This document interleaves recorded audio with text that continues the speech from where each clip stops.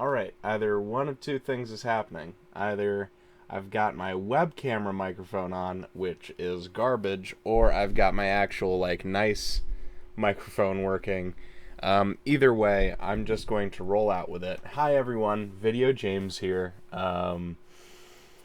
You guys have not seen me in 9 months since my last upload. My last upload was for some gaming content. I was unboxing a Warhammer box. A lot of you did not understand that. For me, this is like a channel of fun things that I do, but I understand a lot of you either expect Civilization content from Civ Battle Royale, which I don't do anymore, or more accurately, international football or soccer. Well, we're returning to form with international soccer, international football, because today is November 19th, 2022, and tomorrow, so hopefully this video gets uploaded quickly, but tomorrow is the first day of the 2022 World Cup, the kickoff game between Qatar and Ecuador. And it is a little bit crazy that I hadn't done my predictions video yet. So I actually wrote half the script for this video that I'm about to do back in May. So I originally wanted to get that done in June. And then when the end of May rolled around, Chile had submitted a complaint to FIFA because of Byron Castillo's eligibility as a player for Ecuador. So there's a little bit of confusion as to how that would have happened. This was also before the playoffs. At least I think it was before June. This was before the playoffs in UEFA and the international playoffs, where we still hadn't figured out, is Wales going to get in? Is Ukraine going to get in? Is Scotland going to get in? Is it going to be Peru? Is it going to be Australia? That sort of thing. Well, I decided after I'd hit a little bit of a snafu with my life, and as I was writing that script, to just wait until we had all the teams confirmed. And then we had all the teams confirmed, but then I started this new job that I can't really share the details about. But in that new job, I had to focus 100% on that. And now, after that, I decided, well, let's wait until all the friendlies are over, because at that point, I was only free as soon as November rolled around. And at that point, I said, let's just wait until all the friendlies are over so that I can share my opinions about all these teams as accurately as I possibly can. So I'm going to go group by group. I'm only predicting the group stages, but I'm also going to share some thoughts as to who my favorites to win the competition are. I've got my Google Doc with my script in front of me, so hopefully this all goes according to plan. So without further ado, let's start with Group A. The first game is tomorrow. It features two teams from Group A. That would be the host, Qatar, as well as the fourth place South American team. Actually, I think it might have been third place, but don't hold me to that. Ecuador. So let's get on with it. So in Group A, we have Qatar, the Netherlands, Senegal, and Ecuador. So let's start with the host, Qatar. The hosts of the 2022 World Cup are given what is likely the most difficult draw of the tournament. The small Gulf nation, ranked 51st at the time of the draw, was given 10th ranked Netherlands, 20th ranked Senegal, being the highest ranked team in Pot 3, and Ecuador, a CONMEBOL team that had an excellent qualification run. With this in mind, Qatar's chances of making it past the group stage, much less getting a win out of this group, are daunting.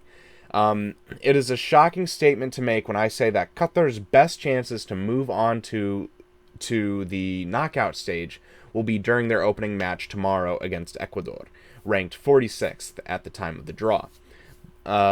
This statement is not made lightly, and is only acknowledging a 2019 friendly held in Doha between Ecuador's top squad at the time against Qatar's Asian Cup winning squad, of which there's been some changes as time has gone on, where the Qatari team led 3-0 for the majority of the match before the remainder of the match saw Qatar beat the Ecuadorian squad 4-3.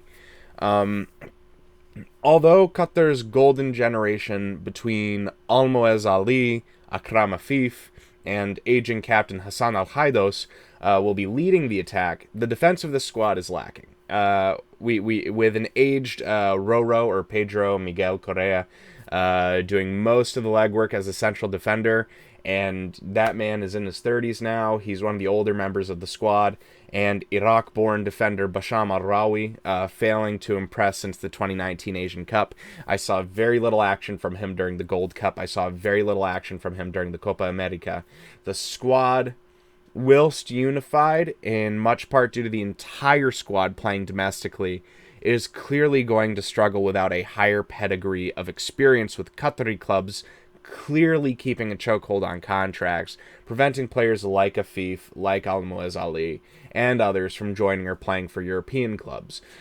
Just to face it, some of the players in the Qatari clubs, and I'm not an insider, I don't know what the trading deals look like, I don't know who had been offering contracts, but players in Qatar who performed extremely well during the Asian Cup and even performed well during the Gold Cup, it is very unlikely that they didn't get offers or people didn't or clubs didn't try to offer them contracts.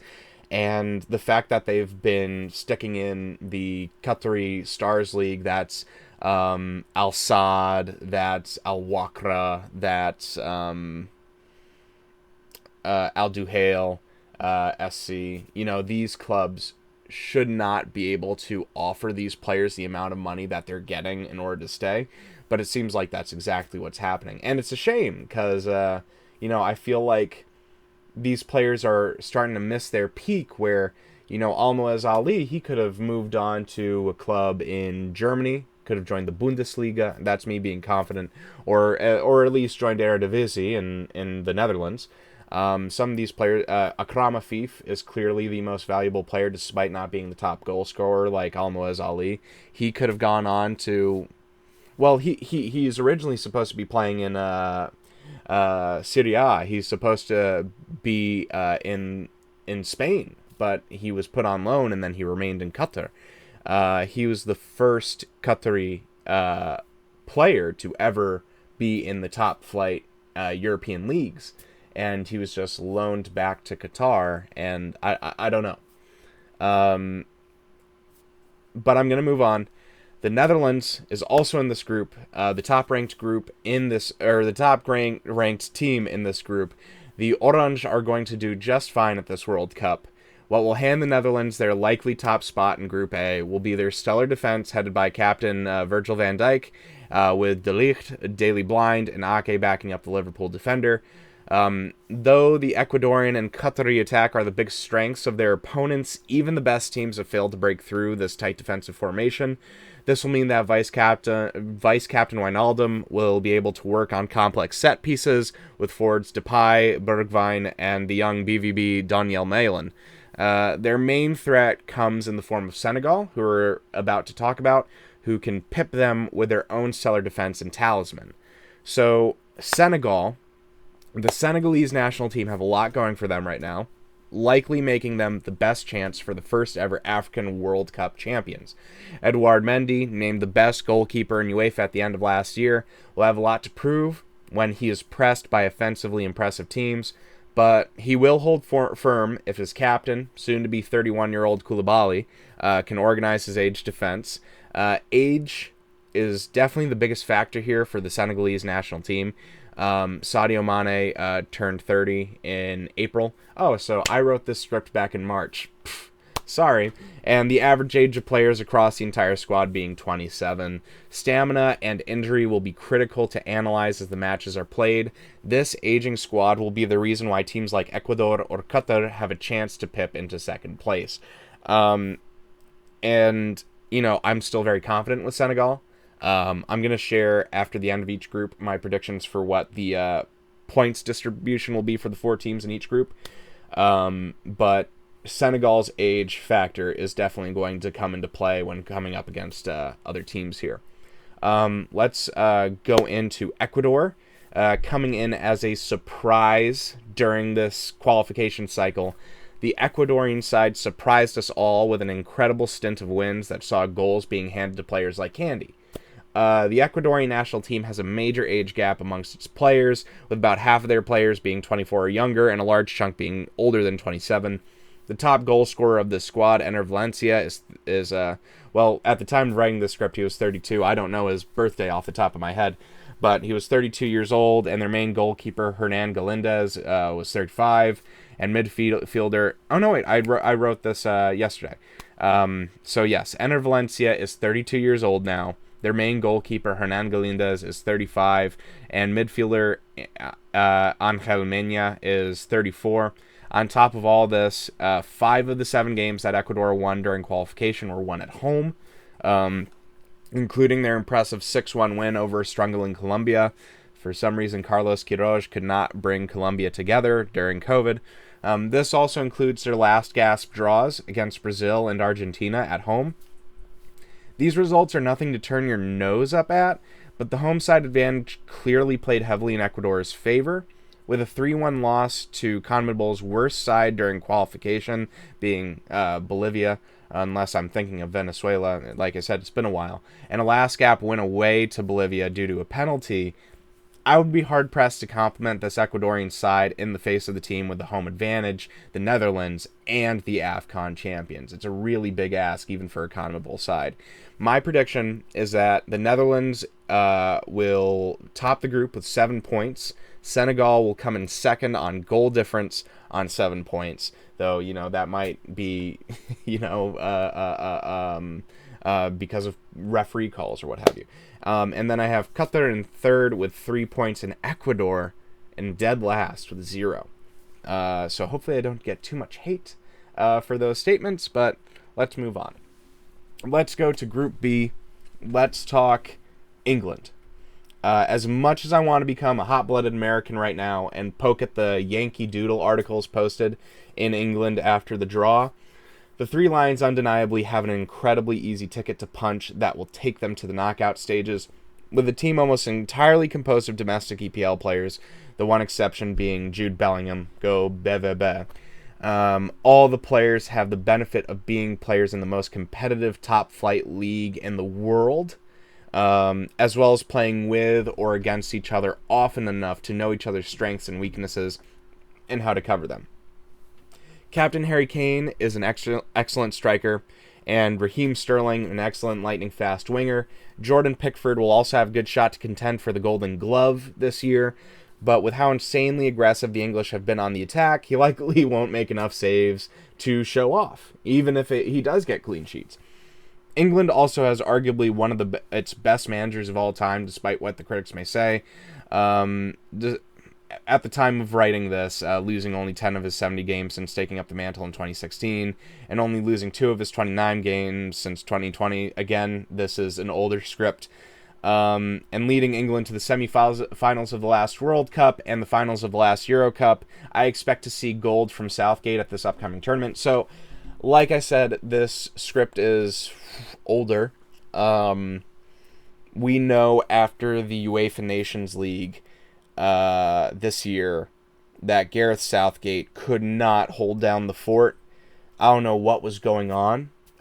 Everybody in England is looking at this guy like, what the F are you doing?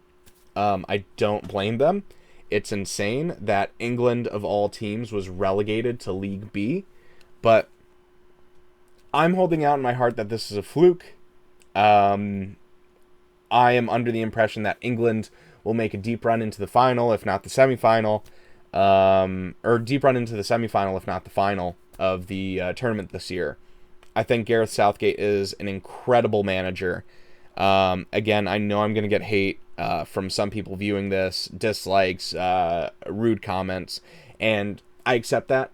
I understand. Gareth Southgate is definitely a controversial manager, to say the least.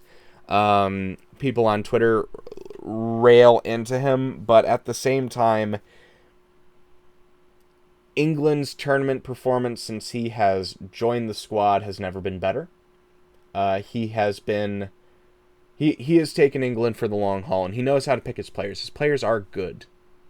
That's all I have to say. He's got a good head on his shoulders for what his players need to do and what his players need to be. Let's move on.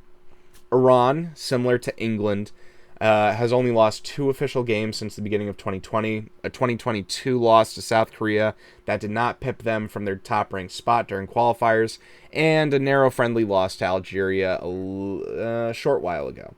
The top-ranked Asian team will be relying primarily on their striker Sardar Azmoun of Bayer Leverkusen fame, who has scored an impressive 41 goals across 65 matchups. Sadly, the players that find purchase across a wide range of the Middle East and European leagues do not have as impressive a record. Iran will seemingly rely on their talisman more than anyone else, and will almost certainly face animosity in Qatar from visiting fans from other Gulf countries or American fans. It's going to be a little bit controversial, is what I'm worried about. But let's go on to the home team. The USA, the Stars and Stripes. So the Stars and Stripes are in line to get a major result at this year's World Cup. The U.S. squad is the youngest squad at the tournament, with the average age floating around 23 years old. The Gold Cup champions are riding on a high when their C team, not even their B team, beat CONCACAF's best and second best from Mexico during the Gold Cup and won the competition. The squad still have some hurdles to overcome, namely their struggles with excellent strikers. Sardar Azmoun, Harry Kane, and Raheem Sterling will be deadly for the American defense. This may all be speculation, but Canada's dominance during qualification, thanks to Alphonso Davies and Kyle Larin, and we'll get to Canada later, finding critical openings, left a lot of critics worried about the USMNT's chances ahead of these matches.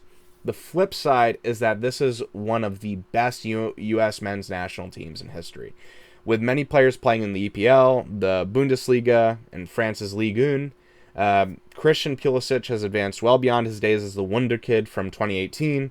He is more seasoned, he's fast, he's clinical and goal-scoring. Giovanni Reyna, who has arguably taken up the Wonder Kid mantle at 20, will have America's eyes on him as he darts from one end of the pitch to the other.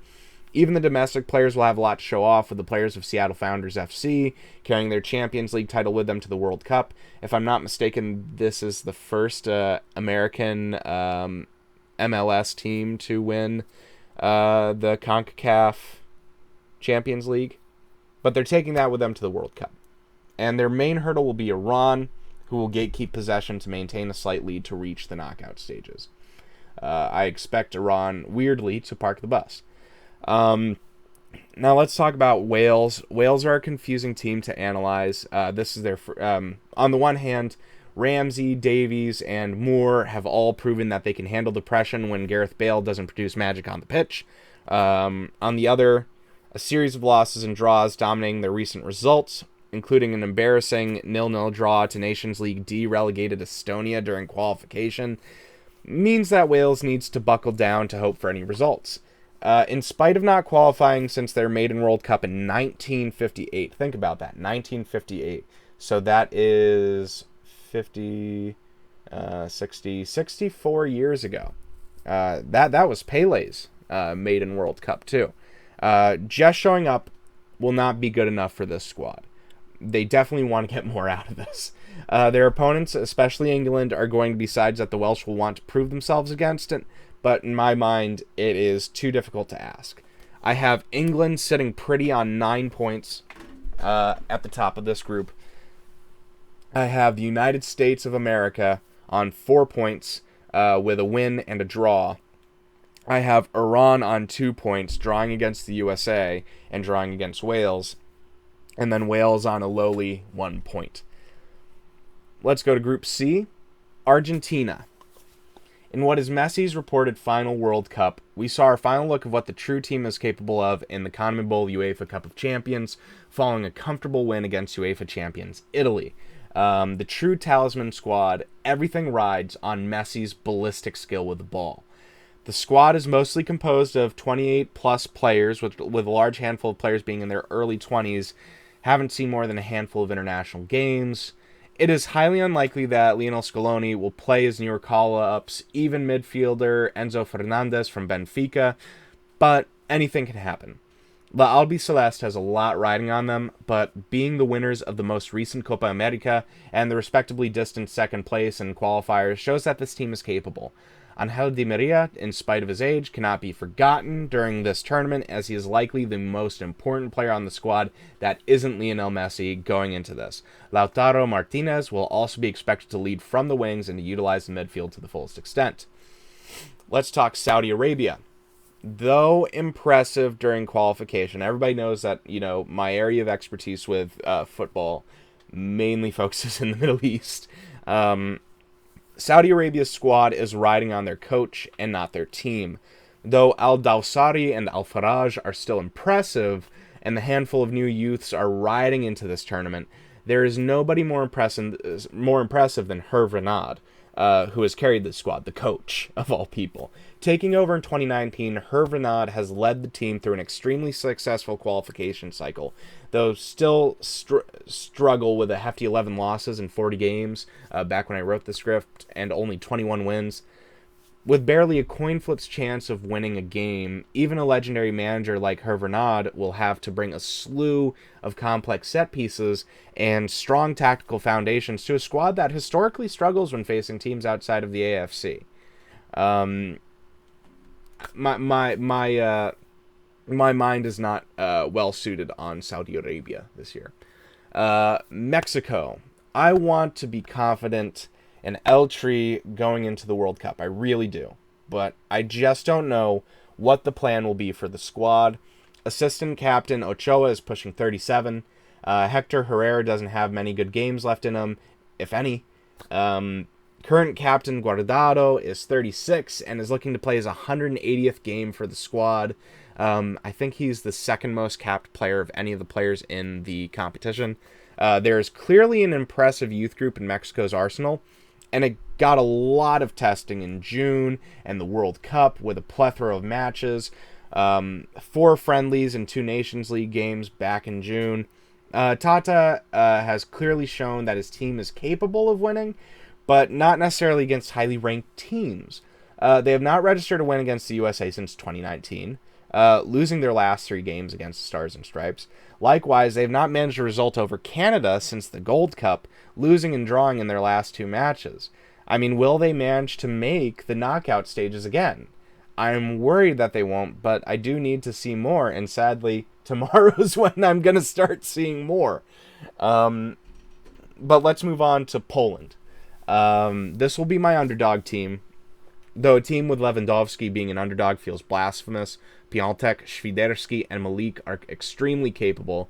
This team was capable of beating Sweden without 3 of their best players who are not Lewandowski. So my confidence is high whether they are there or not. Polish names. Szczęsny will also have a lot to prove in goal, as 3 teams they play against are notoriously offensive, even Saudi Arabia. I expect many goals and a fairly easy path to knockouts for Poland, which is a huge contrast to their performance in 2018. I think they're going to do great this year, this month. So much so that I think Poland's aggressive goal-scoring capabilities will land them in first on goal difference on 7 points, and Argentina in second on 7 points. Not poo-pooing on Argentina whatsoever, not poo-pooing on Lionel Messi, but I think the offensive capabilities of Poland are a lot stronger in general. I'm still having Argentina move on to the knockout stages, and I'm seeing Mexico drawing with Saudi Arabia. I just have no confidence whatsoever. 1 point to each. Saudi Arabia on bottom because, let's face it, their defense is even worse than Mexico's. Let's move on to Group D.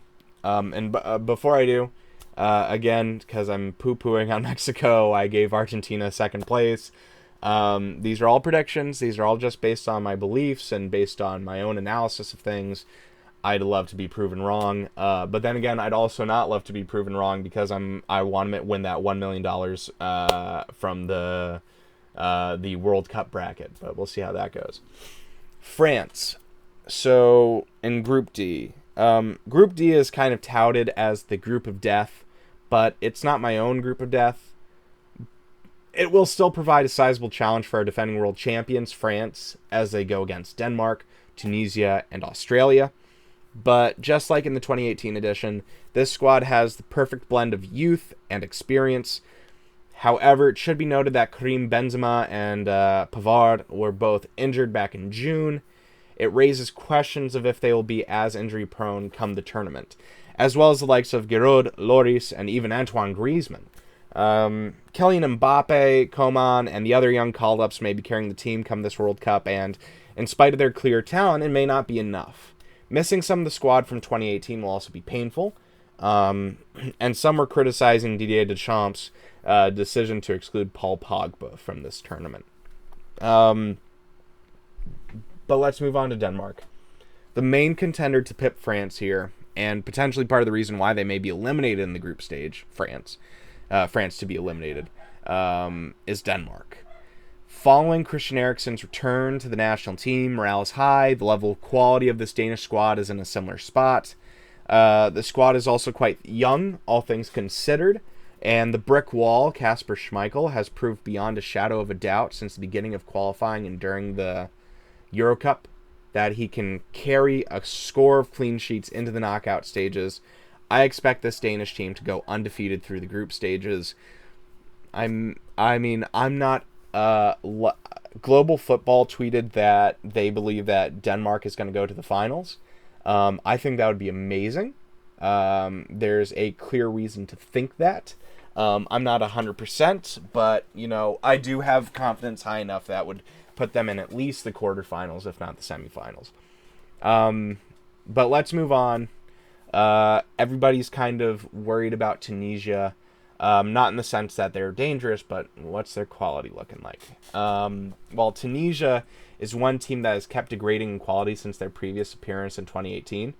How they managed to pull off a victory against what seemed like an extremely capable Mali to qualify is slightly beyond me. If you guys know, I was really expecting Mali to qualify over Tunisia. I was putting a lot on Mali at the time, but mayhaps political tensions in Mali were to blame. In that same light, will political tensions in Tunisia cause a collapse in cohesion going into this tournament? I mean, I don't usually like to point out these issues, but 2018 was full of reports that had shown that some of the best players in the world were exhausted before the games because of how they were getting manhandled by the political elite and their home countries going into the tournament. Mohamed Salah being a prominent example from Egypt. Either way, the Tunisian squad does have a lot going for it. Some pretty substantial wins in some friendly tournaments. Winning the Kirin Cup means a lot for the B team, which saw some youths competing and promoted to the senior side. My eyes are on two players in particular. Naturally, I'm looking at star player Wabi Khazri, who is going to try and carry this team in some capacity outside of the captainship. The other player I'm looking at is 19-year-old Hannibal Mejbri, who performed admirably in the aforementioned Kirin Cup. I think the Birmingham City youth will have a lot to prove in terms of midfield capabilities when he plays against Denmark in Tunisia's opening game for his 20th cap. I still think Tunisia could get slapped by the competition from Australia's squad. They are certainly not the worst team in this competition, but they would have benefited from a more fair draw. 6 World Cup appearances, and it feels like this team is relying on a true World Cup winner's curse to get themselves past the group stage for the first time. Will France be pipped? But let's talk about Australia. Some people are... I'll just read straight from the script. Just about everyone is poo-pooing on Australia's capabilities, and while I do agree that they leave something to be desired, Matthew Ryan, our captain and goalkeeper for Australia, is heading a very decent goal defense. The biggest issue is that it is clearly relying on its top squad. They have some players in their late 20s who have made less than 10 caps across their entire national career. It's a sorry sight, but the chance of eking out a result from Tunisia isn't too great an ask. It's possible for them, I just don't think it will happen, which puts me in the position that has Denmark on a perfect score of 9 on top, France with 6, Tunisia with 3 over Australia, and then Australia on a flat 0. Let's move on to Group E.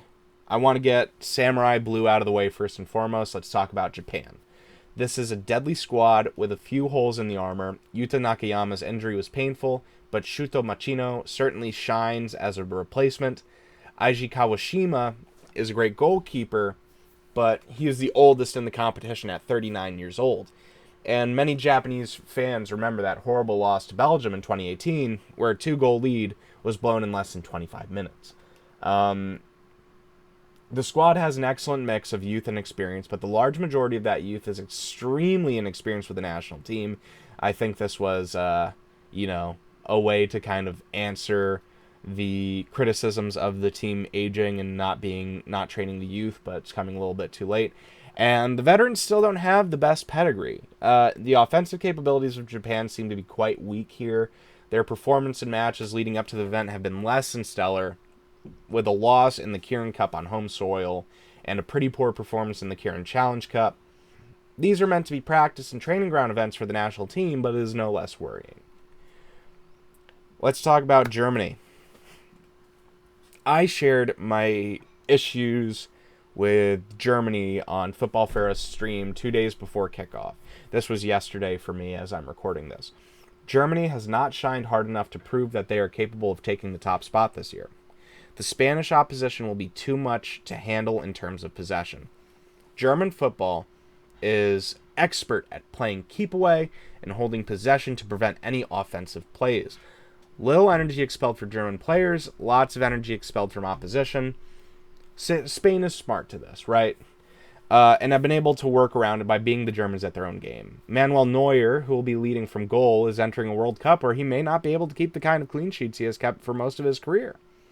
Thomas Müller is the only holdover outside of Neuer who can really be noted as one of Germany's golden decade players. Who can we really rely on if Thomas Müller gets hurt? Will it be Sané? I mean, potentially, but I doubt that Hansi Flick, the coach, thinks he can really win this tournament. We are only a few years removed from Jogi Löw's twilight years as a manager, and the squad has not gotten itself back up to form like it had been in 2014 when it blew the entire globe out the water with that 7-1 win against Brazil and what have you. I expect them to take a shaky second, with Japan coming in as a potential spoiler, the same way South Korea spoiled them in 2018. And just to acknowledge a friendly, I mean, it wasn't the top squad playing, but we just saw Germany's reserves and substitutes playing a game against Oman as a practice game leading up to this, and they won by 1 goal. It was a 0-1 affair, and while most people would say, hey, a win's a win, I expect a much higher goal difference between Germany and Oman. I mean, just watching qualifiers for the World Cup after Jogi Löw was removed from coaching and their performance in the Euro Cup, you expect 2 goals, 3 goals, 4 goals, 5 goals. I mean, that game against Armenia was brutal. But let's move on to Costa Rica.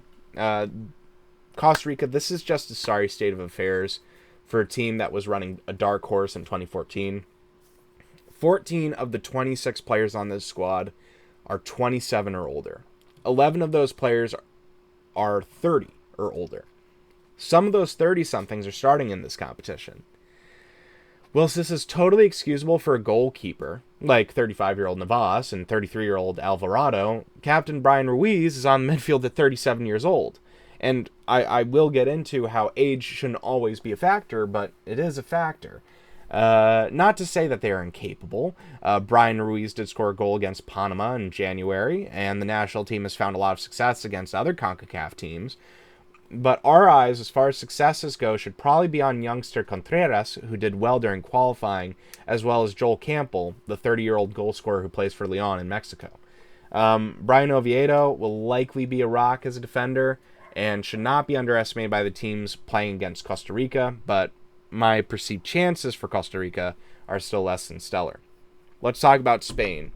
Really, one of my top 5 favorites to win the World Cup this year. These guys are the real team to beat in this group. The one-time World Cup champions with a strong squad. I expect team captain Busquets to cruise to victory, not just against Japan and Costa Rica, but also against Germany. I don't know who to put on the sheet of people who will surprise us because between Morata, Busquets, Dani Olmo, Yeremy Pino, and Eric Garcia,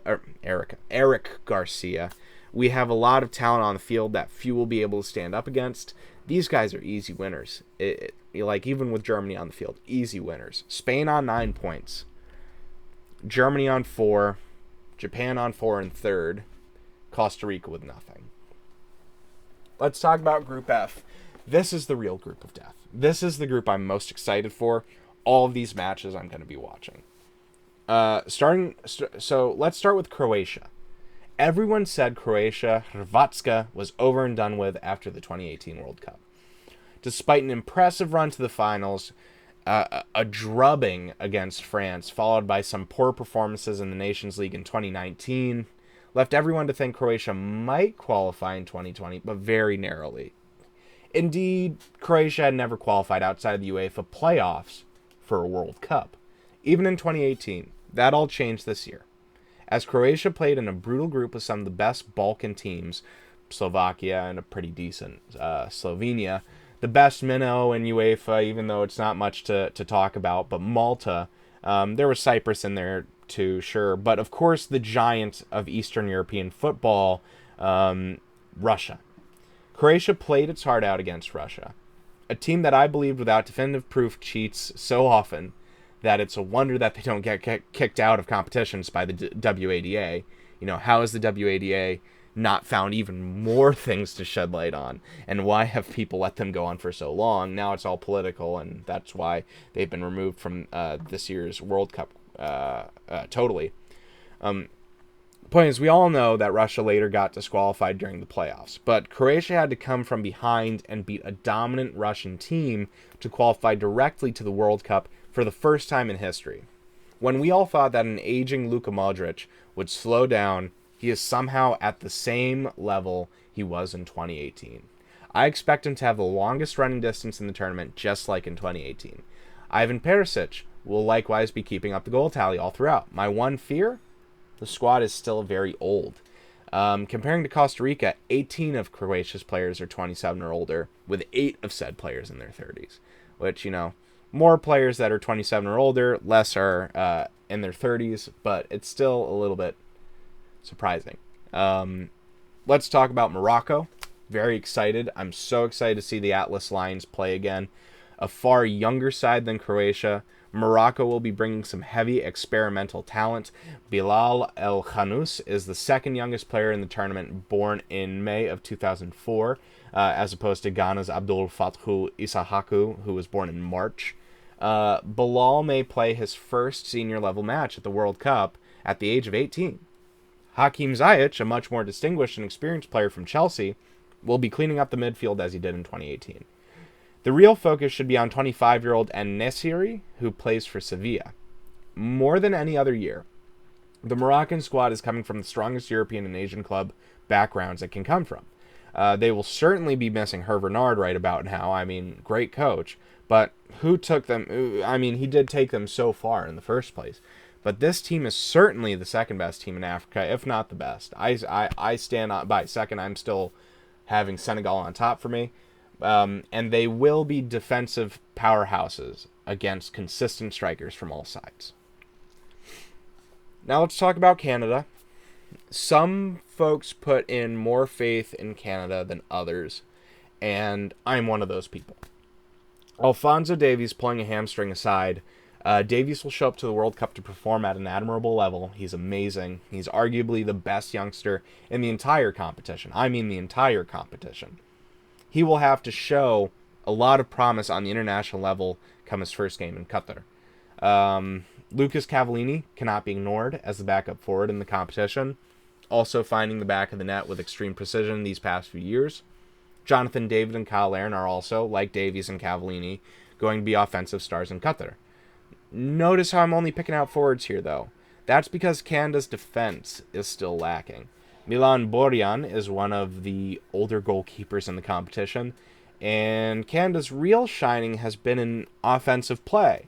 They need to push hard to break against teams like Morocco, which shine in their own half. Croatia will also be demanding with star midfielders switching from attack and defense in the blink of an eye. And let's talk about, I think they're ranked number 2 or 3 now, but they were ranked number 1 for a long time after the World Cup. Belgium. The Red Devils have the best all-round team of the 4 teams in the group. They don't excel in the offensive as much as Canada, but do far better than Morocco and match Croatia with the aid of Romelu Lukaku and Eden Hazard. Their defense isn't as strong as Morocco's, but Jan Vertonghen has played iron defense for the past 4 years, rarely letting an offensive player scrape near the goal.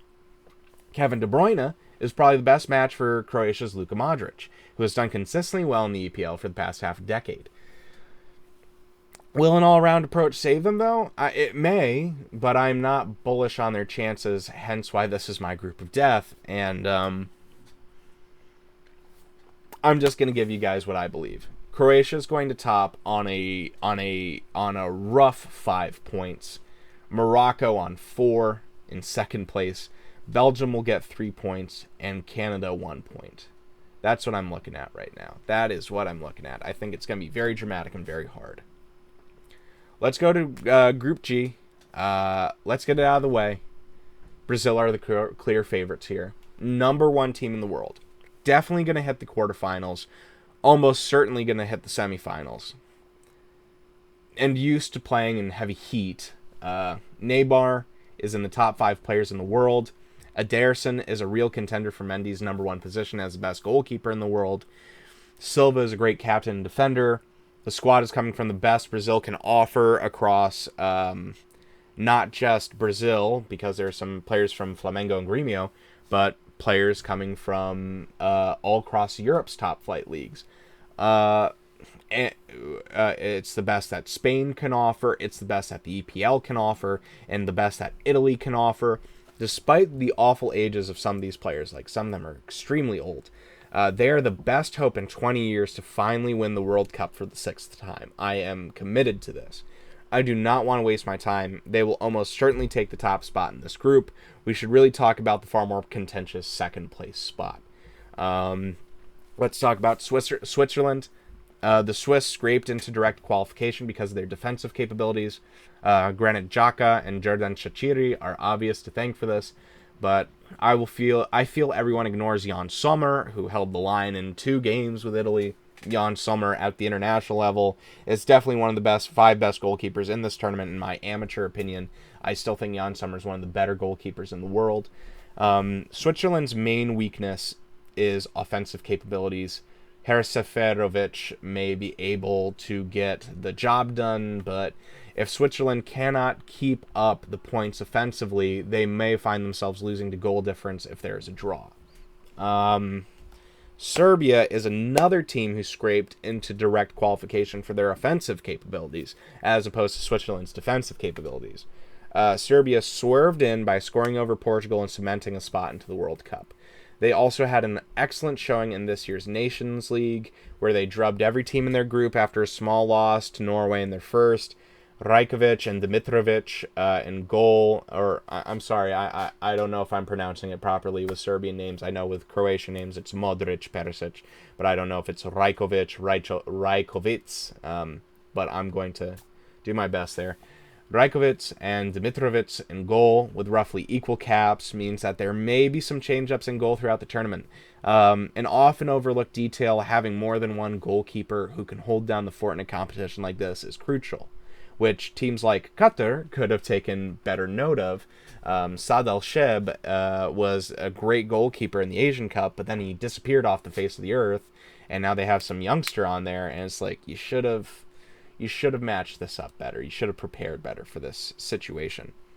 Filip Kostic will be playing a strong midfield role, while Fulham's Mitrovic and Captain Tadic hold on the offense. They're just the right kind of build to challenge Switzerland. That game is going on my most look forward to games in the competition. Let's talk about Cameroon. And, I do know that a couple of folks from Africa and a couple of folks who follow African football don't like my opinions on African football sometimes. That became extremely apparent during the 2019 AFCON competition.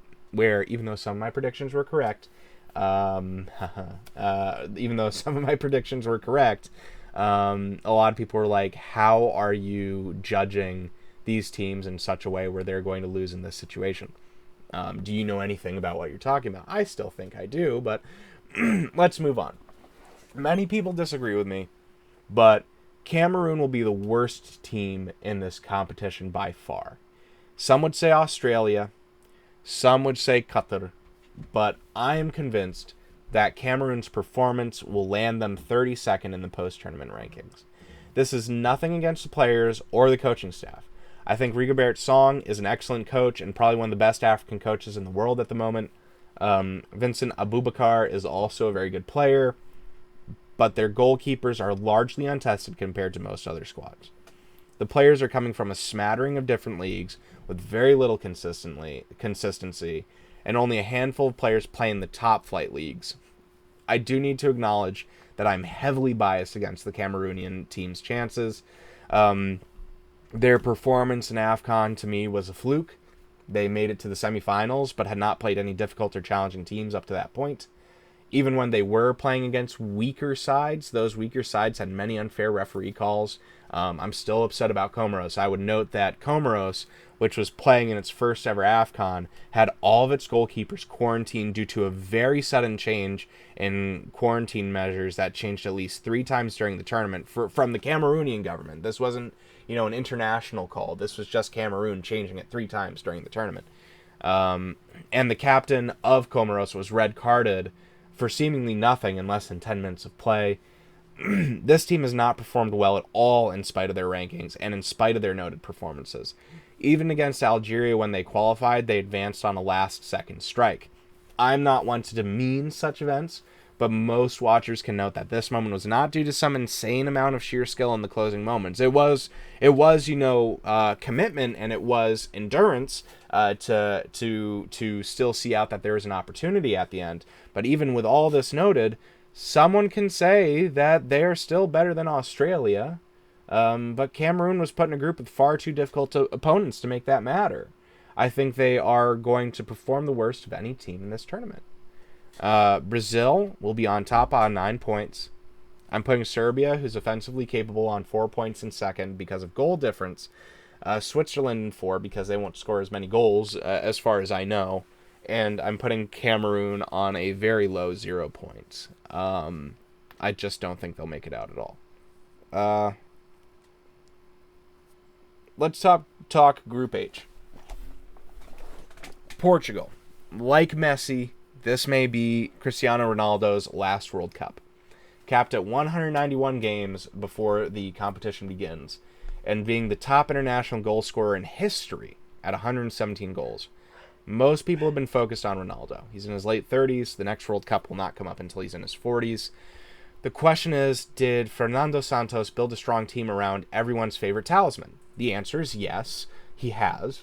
Bernardo Silva and Andre Silva are both high-performing forwards to back up their striker. Rui Patricio has shown that he is a star in goal and shows no signs of slowing down. Younger players like Joao Felix from Atletico Madrid have shown that they are very capable of keeping the offense high with or without Ronaldo. And I'm also a fan of defenders Ruben Dias and youngster Nuno Mendes. I think this team is in fine form and will perform admirably in the group stages. The question is, will they cruise to the top? That's the harder to answer question. Uruguay and South Korea are nothing to squint at, so let's touch on Uruguay first and foremost. Uruguay's biggest weakness is its offense.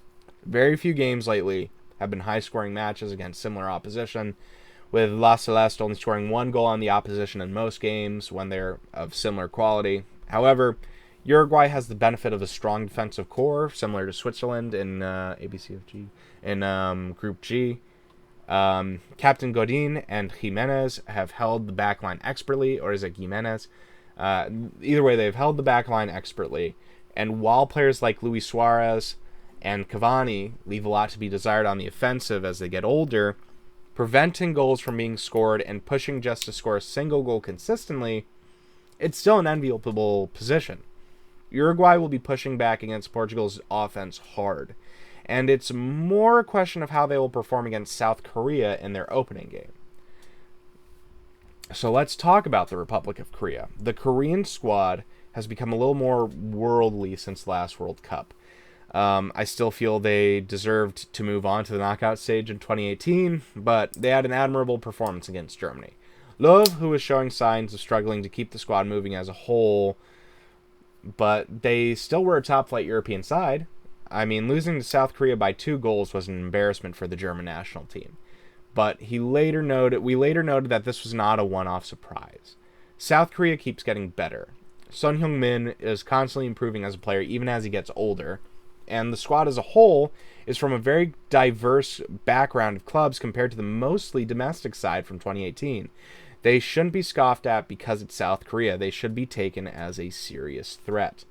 They made the semis in a World Cup for a reason, after all. I'm not going to talk about those reasons, but they still got quality on their side.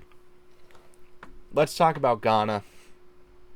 Aside from having the honor of bringing the youngest player in the competition, Ghana was a surprise for everyone in terms of qualification.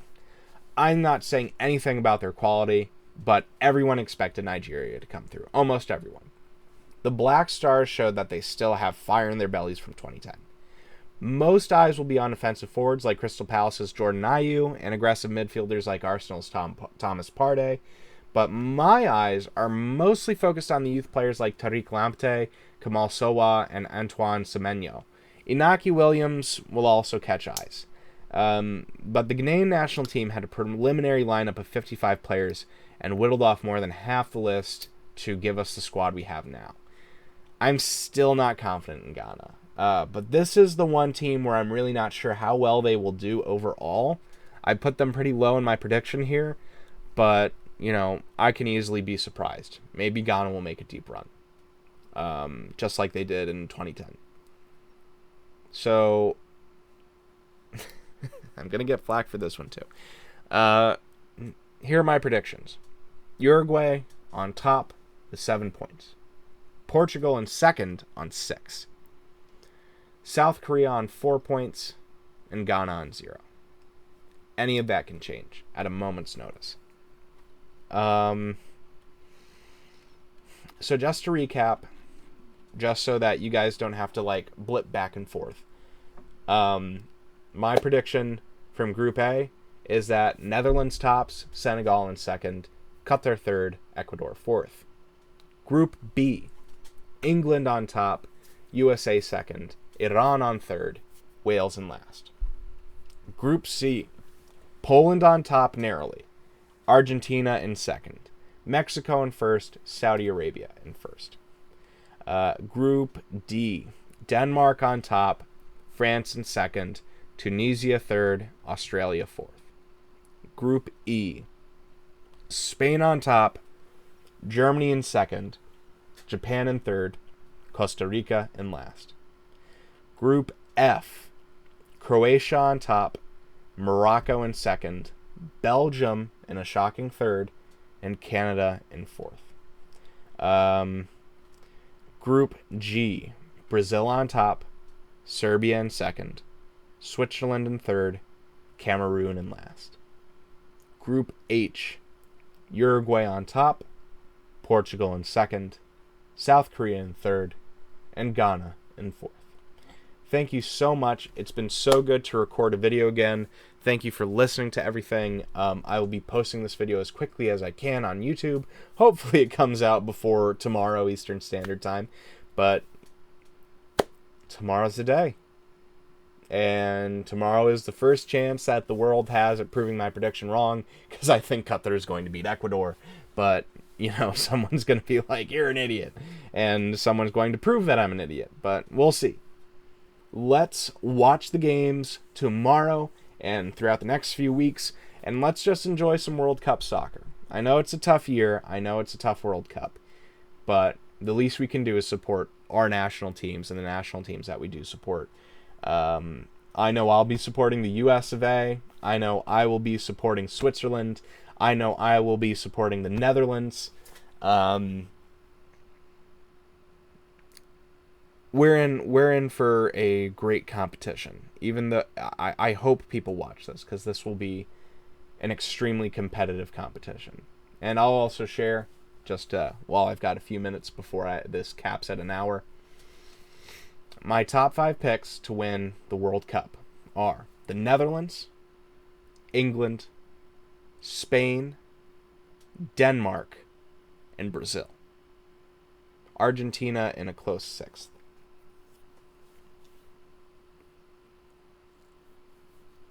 Let's hope we get some good games this year, guys. And thank you for watching. This has been Video James. If you liked the content, please feel free to give me a thumbs up.